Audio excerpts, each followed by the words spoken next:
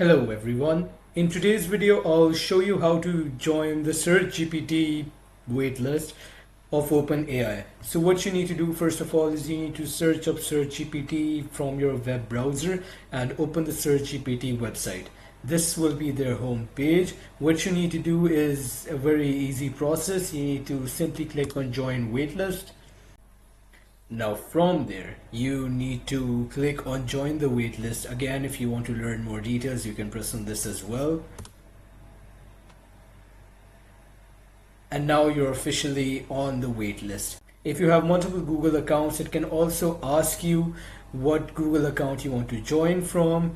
If you have multiple accounts, if you want to join from a specific account, you'll simply select that.